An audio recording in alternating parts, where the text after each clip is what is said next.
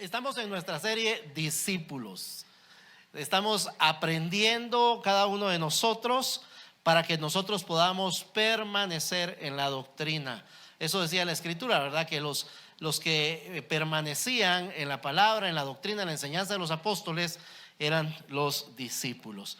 Y hoy vamos a estar hablando acerca de discípulos con esperanza, aprendiendo revelaciones para el futuro.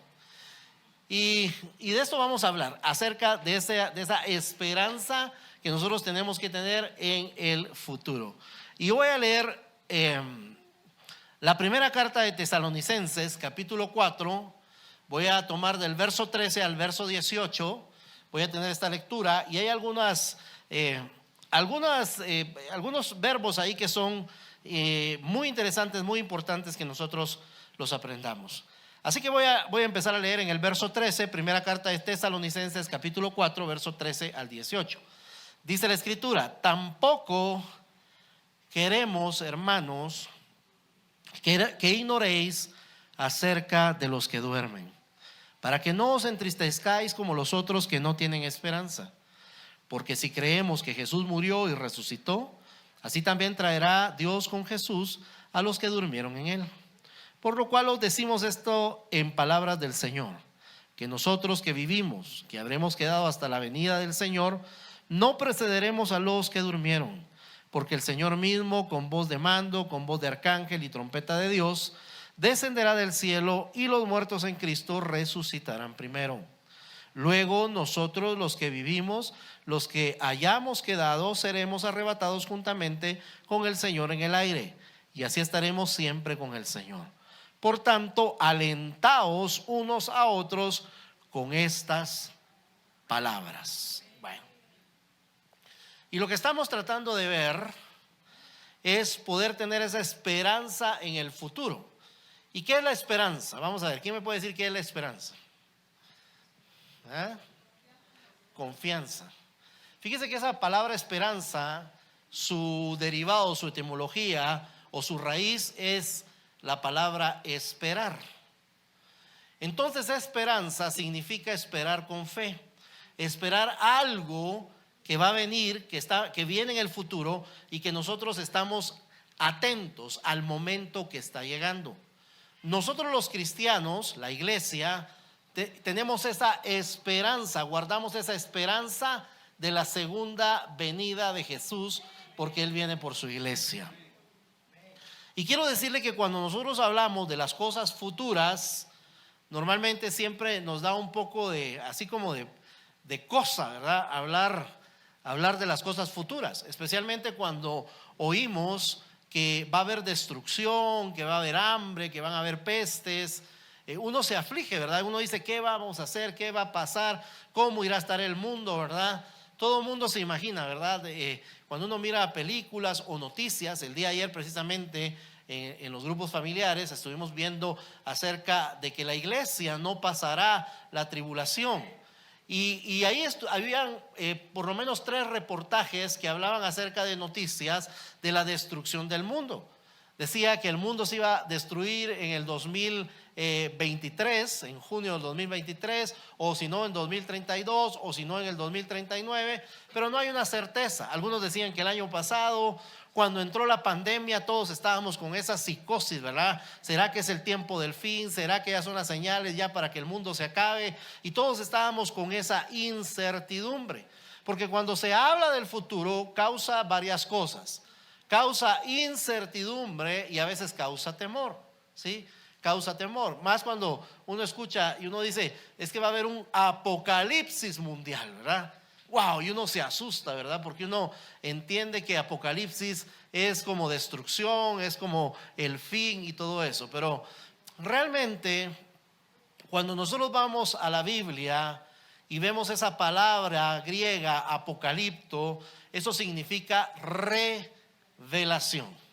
Imagínese usted lo que significa apocalipsis. Nosotros lo asociamos con destrucción, pero la Biblia realmente nos da una revelación de las cosas futuras, de lo que viene en el porvenir, lo que está por delante.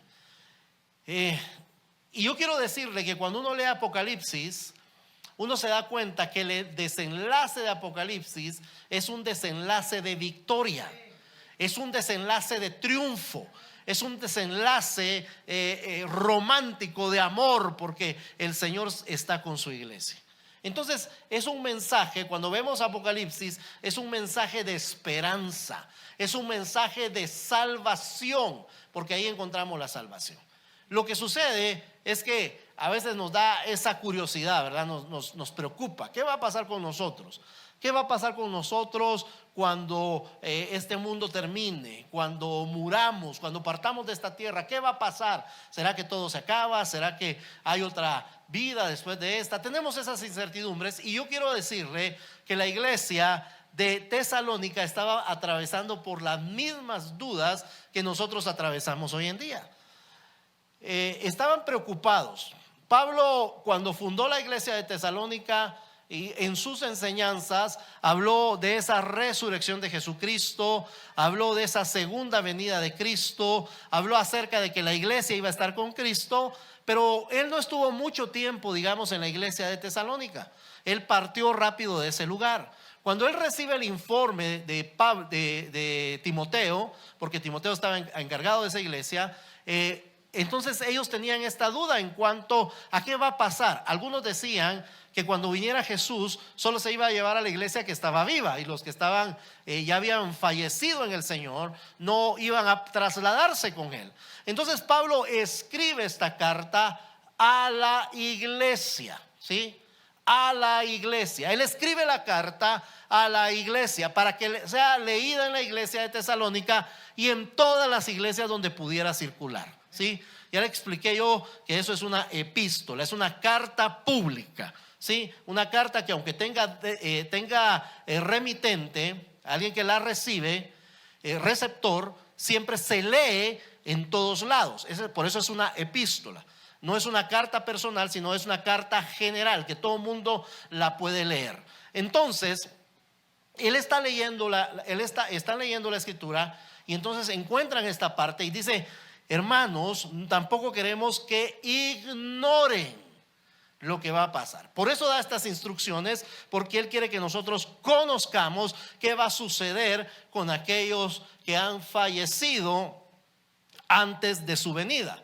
Y él dice en ese verso 13, dice: no quiero que se entristezcan como otros que no tienen esperanza, que no tienen nada que esperar, que piensan que todo se acaba, que ese es el fin de todas las cosas. Sin embargo, él dice: ustedes tienen que tener esperanza, porque así como Cristo resucitó, él lo dice así, porque si creemos, si tenemos fe, esa palabra creer está hablando acerca de la fe, que Jesús murió y resucitó, así también traerá Dios con Jesús a los que durmieron en él.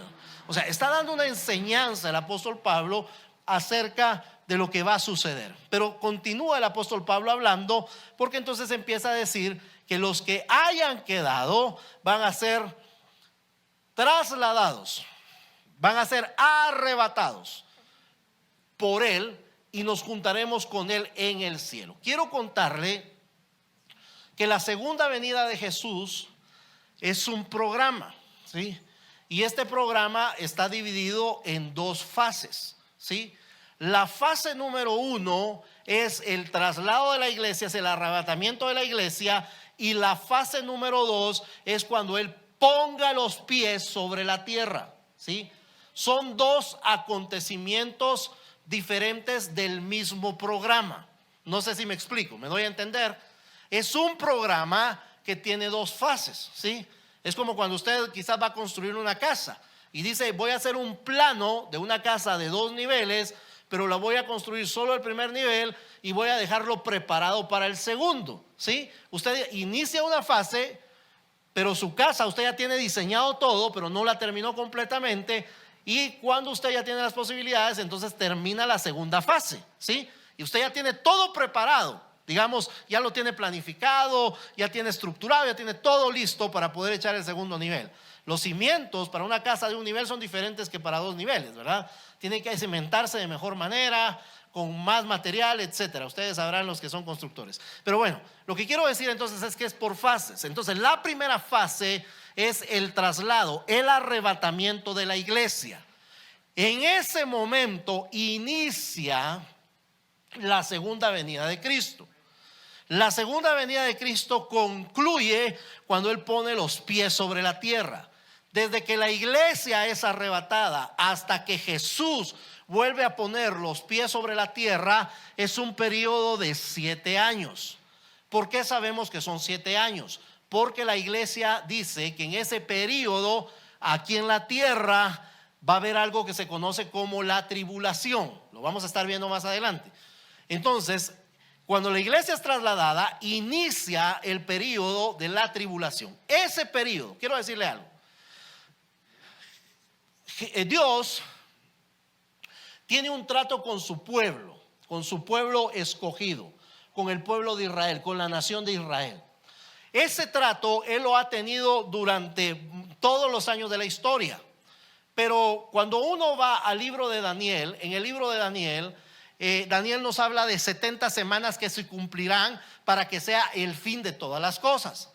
Quiero decirle que empezaron a cumplirse esas 70 semanas, pero cuando se llegó a la semana 69, cuando concluyó la semana 69, cada semana tiene un periodo de 7 años, y cuando llegó esa semana 69 hubo una pausa.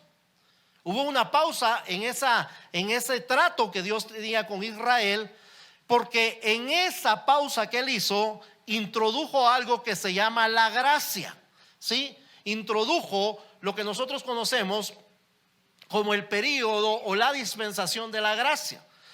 ¿Por qué? Porque entonces el Señor viene y decide que en ese período enviar a Jesús para que Jesús muriera por los pecados de todo el mundo y pudiera constituirse la iglesia. Ok, entonces este periodo que nosotros estamos viviendo es el periodo de la gracia. Todo este tiempo, desde el nacimiento de Jesús hasta el día de hoy, hasta este 28 de mayo del 2023, las 11:30 de la mañana, es la gracia. Pero este periodo de la gracia se va a terminar. Este es como un paréntesis que se abrió entre la semana 69 y la semana 70. Es como cuando, yo no sé, pero usted está reproduciendo una música y dice, ya sé, le voy a poner pausa porque quiero escuchar otra. Entonces usted pone pausa y usted escucha la otra música, y cuando concluye eso, entonces usted le vuelve a dar play para que siga corriendo. Eso es lo que sucedió. Dios dio una pausa, puso una pausa en el trato que tiene con Israel para poder entonces establecer ese periodo de la gracia para que inicie entonces la iglesia. ¿Quién es la iglesia? Pregunto. Nosotros somos la iglesia. ¿Quiénes constituyen la iglesia de Cristo? Todo aquel que ha recibido a Jesús como Señor y Salvador, ¿sí? Todo aquel que ha confesado su nombre y todo aquel que cree en su corazón que Jesús murió y resucitó. Escuche esto. Le voy a leer un pasaje, ese no está en la presentación, así que solo denme un chancecito aquí. Ponga atención a este pasaje en Hechos, capítulo número 2. Voy a leer 2 versículos, el versículo 38 y el versículo 41. Apúntelo si quiere, porque ese no está en la presentación. Y dice, el verso 38 dice: y Pedro les dijo: arrepentíos y sed bautizados cada uno de vosotros en el nombre de Jesucristo para perdón de vuestros pecados, y recibiréis el don del Espíritu Santo. Entonces los que habían recibido su palabra fueron bautizados, y se añadieron aquel día como 3,000 almas. Entonces ahí nos está diciendo quiénes están constituyendo la iglesia: los que se arrepintieron, los que reconocieron a Jesús como Señor, y los que se están añadiendo a la iglesia, ¿sí? Ellos son la iglesia, se están añadiendo los que reconocen a Jesús. Y yo les he explicado esto. Romanos 10, 9, 10 nos da la clave de cómo poderlo hacer. Romanos dice que todo el que confiese con su boca que Jesús es el Señor y cree en su corazón que Dios le levantó de los muertos será salvo. Porque con la boca, dice, se confiesa para salvación, pero con el corazón se cree para justicia. Entonces no es solamente de repetir una palabra, ¿verdad? Porque los loros también repiten y no son salvos, sino se trata de que creamos realmente que Jesús murió y que Jesús resucitó, y que yo le diga: Jesús, yo creo que moriste, pero creo que resucitaste, que moriste por mis pecados, así que yo hoy te reconozco como Señor de mi vida y lo hago Señor de mi vida. Entonces se constituye la iglesia. Entonces Dios tiene un trato con la iglesia. Quiero decirle que con la nación de Israel, esto es importante que usted lo capte, por favor, porque con la nación de Israel, el trato que Dios tiene con la nación de Israel es corporativo, es nacional. Está tratando con la nación completa. Pero con la iglesia, escuche esto, con la iglesia el trato es individual. ¿Sí? El trato con la iglesia es individual. El trato no es colectivo, sino el trato es individual. Eso significa que cada uno de nosotros necesita recibir a Jesús como Señor y Salvador. Mire, y esto es importante porque de repente nuestros hijos nacieron en la iglesia, empezaron a crecer a la iglesia, y nosotros decimos: no, es que ya son cristianos porque nacieron en la iglesia. No, señores, no nos equivoquemos. Todos, absolutamente todos, y cada uno de manera individual, necesita reconocer a Jesús como Señor y Salvador, porque el trato es individual. Con la iglesia es corporativo, con la nación de Israel es corporativo, con la nación de Israel es nacional. Por eso en la tribulación ellos entrarán ahí. Ya lo voy a explicar en un momentito. Entonces, lo primero que tenemos que ver es qué va a pasar con la iglesia, qué papel juega la iglesia en toda esta situación del fin del mundo, en toda esta situación de los eventos del futuro, en toda esta situación de cuando venga el Señor. Número uno, la iglesia experimentará el arrebatamiento. Escuche esto, por favor. Fue lo que leímos en el verso 16 y 17 de primera carta de Tesalonicenses 4. Dice: porque el Señor mismo, con voz de mando, con voz de arcángel y con trompeta de Dios, descenderá del cielo, y los muertos en Cristo resucitarán primero. O sea, aquellos que murieron, aquellos que reconocieron a Jesús como Señor y Salvador, entonces van a resucitar primero. ¿Sí? Aquellos que confesaron a Jesús, que lo hicieron su Señor, dice que van a resucitar primero. Y si algunos estamos vivos, cuando venga el Señor en su segunda venida, dice: luego nosotros, los que vivimos, los que hayamos quedado, seremos arrebatados juntamente con ellos. ¿En dónde? En las nubes, para recibir al Señor. ¿Dónde? En el aire. Y así estaremos, ¿cómo? Siempre con Él. Ok, entonces quiero decirle que cuando Jesús se manifieste en los cielos, se va a oír una trompeta, se va a oír como una trompeta. Sí, así dice la escritura, ¿verdad? Que dice que el Señor descenderá y con voz de arcángel, con trompeta de Dios descenderá de los cielos. La gente va a escuchar como un sonido de trompeta. La gente se asusta. Yo recuerdo que a veces postean cosas así en Facebook o en Instagram o donde sea, y de repente pone: se oyeron trompetas en el cielo, y la gente se asusta, ¿verdad? Porque dice: wow, ya viene el Señor, ¿verdad? Ya viene el Señor, ya es la hora del Señor, ya el Señor se va a manifestar a la iglesia, ¿verdad? Gracias, hermana Magali. Ya el Señor viene por su iglesia. La gente tiene ese temor a veces de ¿a qué hora suena la trompeta? Yo recuerdo que tenía un hermano que me decía: ay, cuando suene la trompeta, aunque sea de tu tobillo me agarro, me dijo, para no quedarme, ¿verdad? Qué bueno que pudiera hacerse así, ¿verdad? Sabemos que no se puede hacer así, porque el trato es personal. Soy yo con el Señor, usted con el Señor, eres tú con el Señor. Entonces la gente va a escuchar una trompeta, pero le voy a decir que nosotros vamos a escuchar la voz de Dios. Y Apocalipsis 4:1 nos lo expresa de esta manera. Juan, al recibir esa revelación del Apocalipsis, dice de la siguiente forma. Ese pasaje no está ahí, así que apúntelo o búsquelo en su Biblia, por favor. Apocalipsis capítulo 4 versículo 1. Dice, después de oír esto, miré al cielo y ahí había una puerta abierta. La misma voz que había escuchado antes y que sonaba como trompeta me dijo: sube acá. Y esa es la voz que nosotros vamos a escuchar. La voz que la iglesia va a escuchar va a ser: sube acá. Y va a ser como trompeta y vamos a ser arrebatados al cielo. Entonces tenemos que entender que ese momento, ahí inicia la segunda venida de Jesús. En el cielo, Jesús va a estar establecido en el cielo, aún no va a poner los pies sobre la tierra, sino que la iglesia se reunirá con él en el cielo.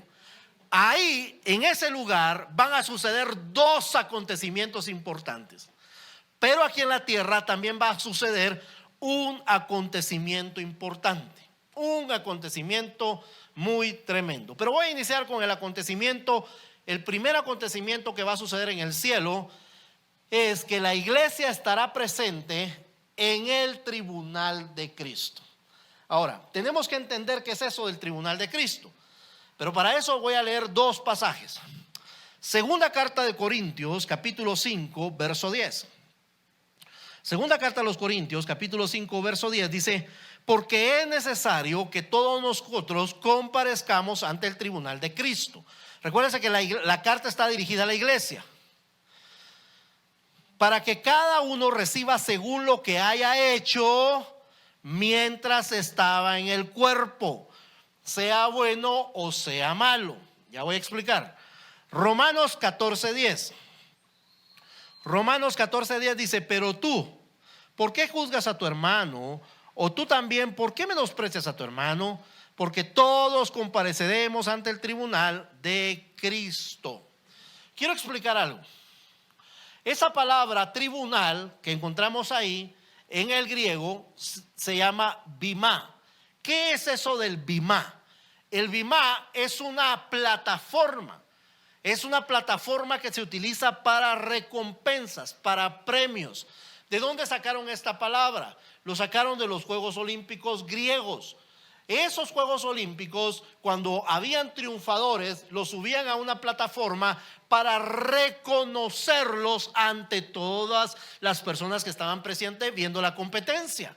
Entonces, cuando la Escritura está hablando aquí del tribunal de Cristo, no es un tribunal de juicio. Escuche esto, porque le voy a explicar así de esta manera. No es un tribunal donde se vaya a ejecutar una sentencia, ¿sí? Donde haya una parte acusadora, un acusado, donde hay una parte demandante, alguien que esté demandando algo, sino que es un lugar para premiación, es algo diferente, ¿sí? No es para sentenciar, sino es para premiar. Entonces, cuando habla del tribunal, cuando está diciendo ahí que cada uno va a comparecer ante el tribunal de Cristo, es porque nos vamos a presentar y nuestras obras ahí van a ser probadas. ¿Qué obras? Mire, y aquí este punto quiero dejarlo claro, porque las obras que el cristiano hace son para recompensas. Las obras que un cristiano hace no son para ganarse el cielo, ¿sí? Las obras que una persona hace no alcanzan para ganarse el cielo. O sea, no lo van a hacer más salvo, no lo van a colocar en una posición diferente en el cielo, ¿sí? Las obras que hacemos son porque somos salvos. Voy a tratar de explicarlo de esta manera. Efesios capítulo 2, verso 10. Busque Efesios 2:10. O apúntelo, eso no está en la pantalla. Efesios capítulo 2, verso 10. Es que no está en la pantalla porque esto el Señor lo dio, ya tenía hecha la presentación y después no lo dio aquí. Efesios 2:10 dice: nosotros somos obra de Dios, creados en Jesucristo para realizar las buenas obras que Dios ya planeó de antemano para que nos ocupáramos en ellas, ¿sí? Escuche esto. Lo que está diciendo el Señor es que entonces Él tiene obras preparadas para sus hijos. Él tiene planes diseñados para nosotros. Cuando nosotros reconocemos a Jesús, entonces Él echa a andar los planes para que esas obras buenas se cumplan. Vuelvo a repetir, no hacemos obras para ser salvos. hacemos obras porque somos salvos. Hacemos buenas obras porque somos salvos. No hacemos buenas obras para encontrar la salvación. No hacemos buenas obras porque queremos ganarnos el cielo. Hacemos buenas obras porque somos hijos de Dios, porque somos ahora creación de Dios, hijos de Él, porque ya somos salvos en Él. Entonces Él ha diseñado esas buenas obras, pero tenemos que reconocer que estamos en la carne y hay obras que hacemos mal. La Biblia nos habla de que los materiales que nosotros, cada obra que nosotros hacemos, ¿sabe qué hacemos? Estamos mandando materiales al cielo, ¿sí? Materiales al cielo. Cuando alguien hace una construcción, normalmente no es que compre todos los materiales juntos, ¿verdad? Sino que va comprando materiales y los está enviando a la construcción. Y cada vez que necesita materiales los envía a la construcción.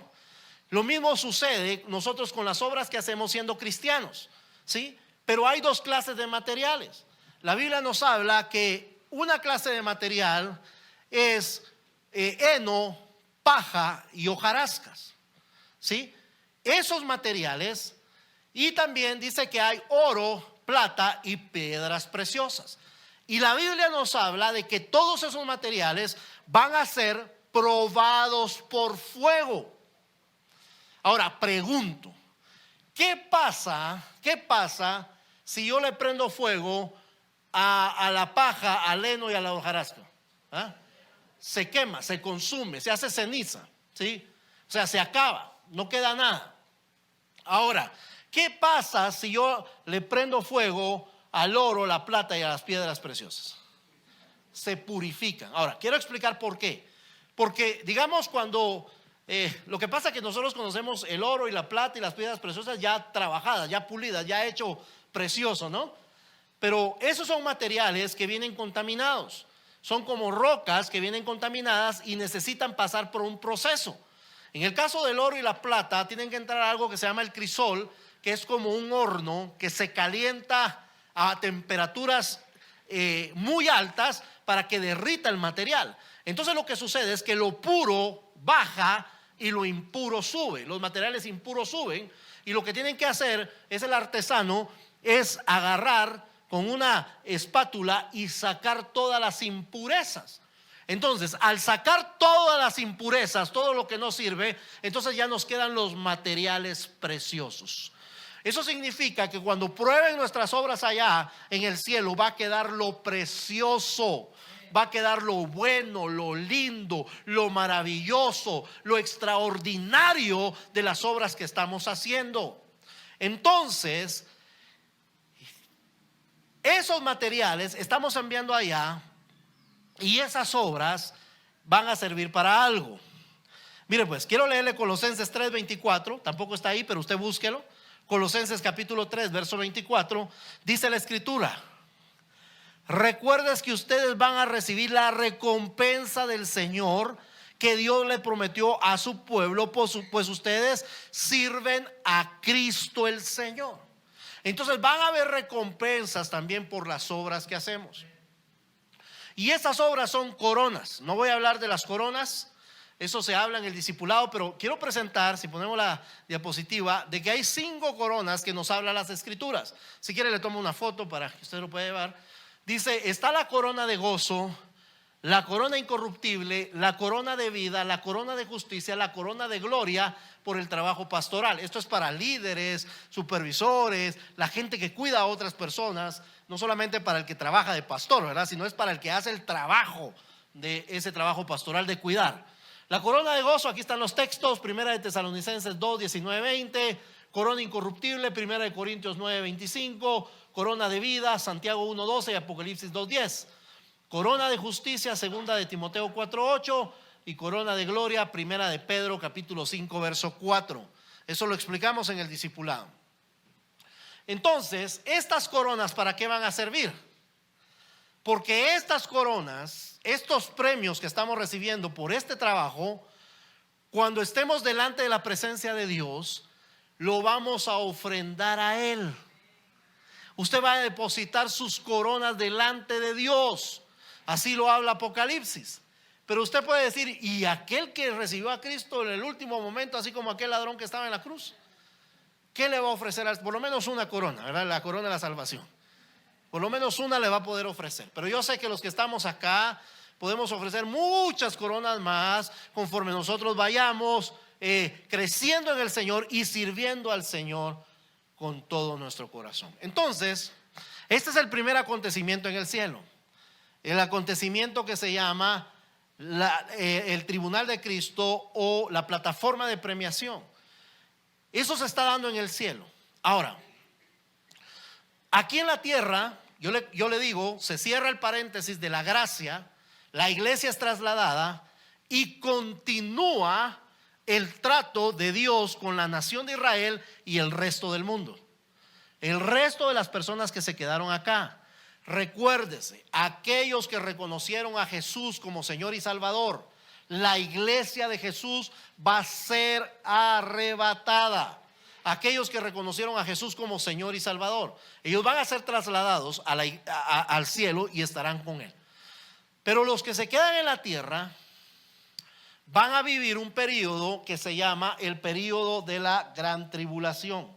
La iglesia no participará de la gran tribulación, no participará de la tribulación. El rapto se da una sola vez y fue el rapto de la iglesia al inicio de la tribulación. Cuando el Señor se manifieste, la iglesia es trasladada. Las personas que se quedan acá sí van a poder ser salvas. ¿Cómo? Ya lo vamos a explicar. Pero dice la palabra en Mateo 24:21, ese sí lo tenemos ahí. Dice, porque habrá entonces una gran tribulación como no la ha habido desde el principio del mundo hasta ahora, ni la habrá. Ese periodo de tribulación es un periodo de destrucción. Quiero contarles que va a iniciar eso cuando la iglesia sea trasladada. Van a suceder muchos acontecimientos alrededor de esto, porque se va a establecer un gobierno mundial. Va a haber alguien que va a gobernar todas las naciones. Mire, y lo que nosotros vivimos en el presente, lo que estamos viviendo ahora, solamente es un ensayo de lo que va a ser en el futuro. Cuando usted mira que la comunidad europea se organizó y formaron esa comunidad europea, valga la redundancia, esa comunidad donde ellos iban a gobernar, iban a tomar decisiones para el resto de Europa, es un ensayo de ese gobierno mundial.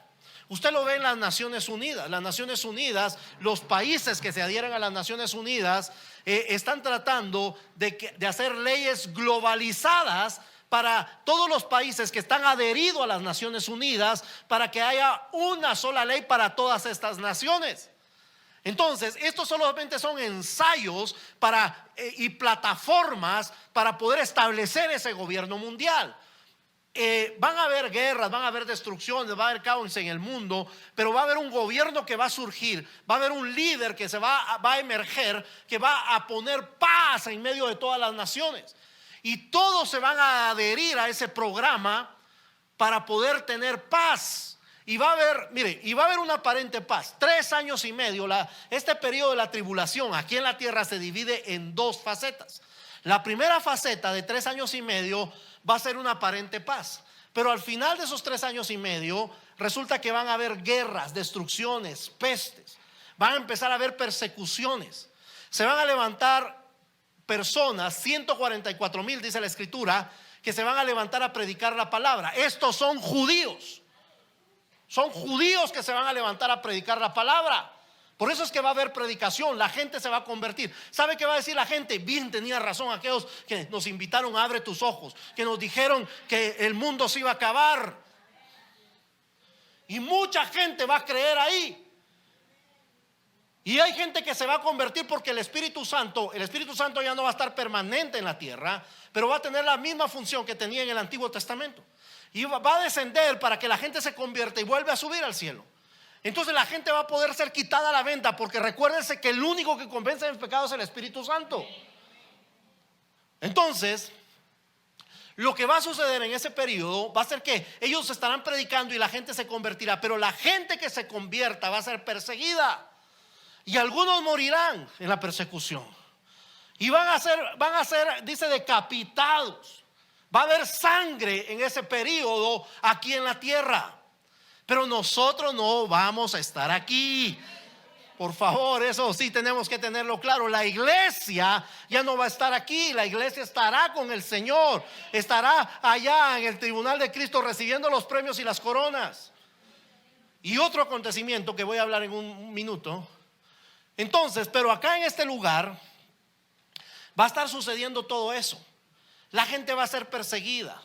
Dice que la gente va a tener que ser marcada para poder comprar y vender. Y van a tener el sello de la bestia en la mano y en la frente. Escuche esto. Algunos se afligen, ¿verdad? Dicen, uy, no, eso es diabólico, satánico. Pero mira, hermano, le voy a decir una cosa. Todo el manejo comercial que ahora tenemos, económico que ahora manejamos, es una plataforma de lo que va a suceder. Mire, ahora uno ya no tiene que ir al banco. Usted quiere abrir una cuenta en el banco, se mete al sistema del banco, escanea los documentos que le piden, los manda al banco, le abren la cuenta. Usted lo único que tiene que hacer es una transferencia electrónica para que puedan recibir el dinero. Y si no, pues para el banco, ¿verdad? Depositar. Pero todo lo están manejando así. Usted quiere pagar algo y usted lo puede hacer con una transferencia a otra cuenta. O sea, ya no está manejando dinero en efectivo. De hecho, los bancos le entregan a usted, juntamente con su cuenta de ahorro monetario, le entregan una tarjeta de débito. ¿Para qué? Para que usted con eso pueda comprar. Usted no tiene que ir al banco a sacar efectivo, sino que usted va y en cualquier comercio le reciben a uno pues su tarjeta de débito, su tarjeta de crédito. Esa es parte de la plataforma mundial. Entonces usted no se asuste por lo que escuche o deje de escuchar. Quiero decirle que ese sello de la bestia se pondrá en la tribulación, no antes. Así que no se aflija. No tenga temor de muchas cosas, porque eso sucederá en ese periodo. Y en ese periodo sí habrá persecución a aquellos que no se dejen marcar. Y los que se marquen no tendrán derecho a entrar al cielo. Entonces, eso estará sucediendo acá, pero la iglesia, dice la escritura, ayer en los grupos familiares veíamos algunas instrucciones de por qué la iglesia no pasará la tribulación. Y ahí estaban todos los argumentos, todas las bases por qué la iglesia no pasará la tribulación. Por eso es importante que se conecten a los grupos familiares o asistan a un grupo familiar. Y ahí escribíamos la razón, una de las razones por las cuales la iglesia no iba a pasar ese tiempo, porque en ese tiempo se iba a desatar la ira de Dios. De Apocalipsis capítulo 4 más o menos al Apocalipsis 19, se habla de esa ira de Dios. En esa ira de Dios, en ese gobierno del anticristo, se va a derramar ese juicio sobre los hombres y las naciones incrédulas. Ahí es donde se van a abrir los 7 sellos, se van a derramar las 7 copas, se va a sonar las 7 trompetas en ese periodo. Pero la iglesia no estará ahí. ¿Por qué? Porque ahí se va a desatar la ira de Dios. Y escucha lo que dice Primera de Tesalonicenses 5:9. Ese no está ahí, así que búsquelo por favor. Primera de Tesalonicenses 5:9 dice la escritura: porque no nos ha destinado Dios para ira, sino para obtener salvación por medio de nuestro Señor Jesucristo. Entonces la iglesia va a ser librada del día de la ira y vamos a estar con el Señor. Entonces, en ese periodo de la tribulación aquí en la tierra, en el cielo, vamos a tener 2 acontecimientos. El primero, les dije que era el bimá de Cristo, el tribunal de recompensa. Y lo segundo son las bodas del Cordero. Son las bodas del Cordero. Y escuche este texto. Apocalipsis 19, ese sí está ahí. Apocalipsis 19 del 7 al 8. Dice la escritura: gocémonos y alegrémonos y démosles gloria, porque han llegado las bodas del Cordero y su esposa se ha preparado, y a ella se le ha concedido que se vista de lino fino. Y escuche esto: lino limpio y resplandeciente, porque lino fino son las acciones justas de los santos. ¿Se da cuenta? Cada vez que usted hace una buena acción aquí, hace una buena obra acá, envía materiales al cielo, el Señor le prepara una corona, un premio, y usted está confeccionando su vestido de lino fino. Usted le van a poner ropas reales, nuevas, diferentes, súper finas. No imitaciones chafas, hermano, sino finas. Para los santos. Y va a ser la unión. ¿Por qué? Porque, y a mí me llama mucho la atención, porque Dios compara la unión de la iglesia con Cristo como un matrimonio. Porque esa era la idea de Dios en el matrimonio, ¿sí? Cuando los fariseos se acercan a Jesús y le dicen a Jesús: Jesús, ¿por qué Moisés permitió dar carta de divorcio? Nos permitió dar carta de divorcio a nuestras esposas y poderlas dejar. Jesús les contesta: por la dureza de su corazón. Pero les hace una referencia y les dice: al principio no fue así. O sea, Dios había diseñado el matrimonio para siempre, para toda la vida. Por eso cuando uno casa a una persona le dice: hasta que la muerte los separe. No es hasta que la plata los separe o hasta que la otra los separe, sino es hasta que la muerte los separe, ¿sí? Porque la idea de Dios es esa, que el matrimonio permanezca junto.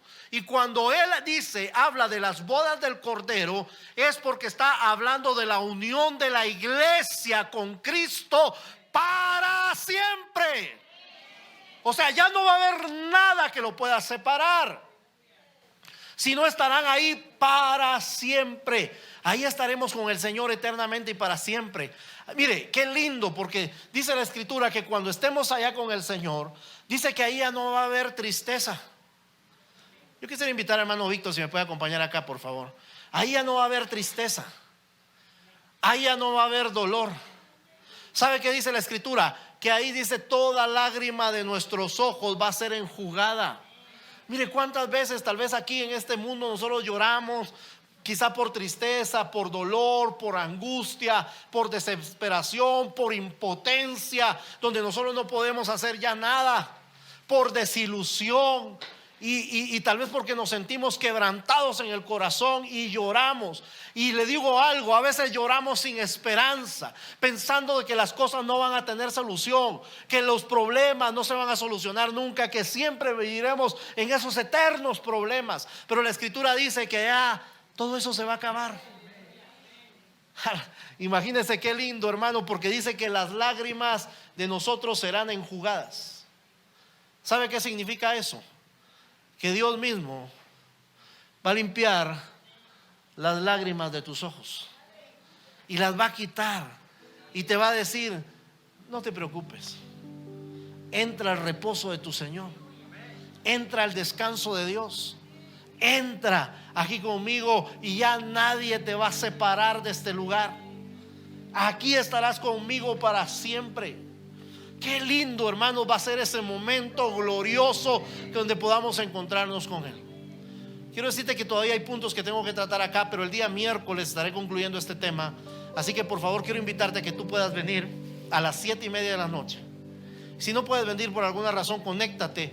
Estamos teniendo un poco de problemas con el internet, así que esperamos en el Señor poder transmitir, pero si no, lo grabaremos y lo subiremos para que tú lo puedas ver. Pero no te pierdas en la conclusión de este tema, de lo que Dios tiene preparado para la iglesia.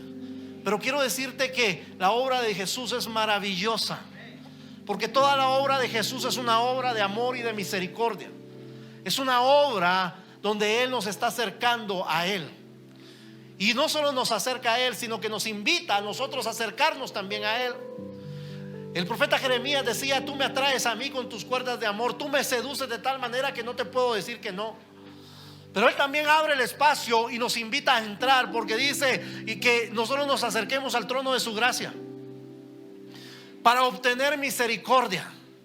Y por si tenemos alguna aflicción, algún problema, podamos obtener ayuda de parte de Dios. Él nos invita a estar con Él. Él nos invita a que nos acerquemos a Él, porque nosotros somos su iglesia. Somos la novia, somos la amada. Somos por quien Él entregó su vida. Él entregó su vida en la cruz por ti y por mí. Él se entregó, Él quiso hacerlo. Él quiso reconciliar a la creación con Él. dando a su Hijo, entregándose a Jesús, no aferrándose al ser Dios, sino que se despojó de su gloria, se sujetó a un cuerpo humano y se entregó en la cruz, derramando hasta la última gota de sangre, siendo maltratado, insultado y flagelado, golpeado de tal manera que la escritura en Isaías dice que le desfiguraron el rostro para que no se viera hermosura en él. Y eso lo hizo Jesús, ¿sabes para qué? Para tener a su iglesia, para presentarse a él mismo una novia sin mancha, sin arruga, limpia y purificada. Y ese eres tú y ese soy yo, hermano, hermana. Somos nosotros a los que Dios nos ha comprado con su sangre.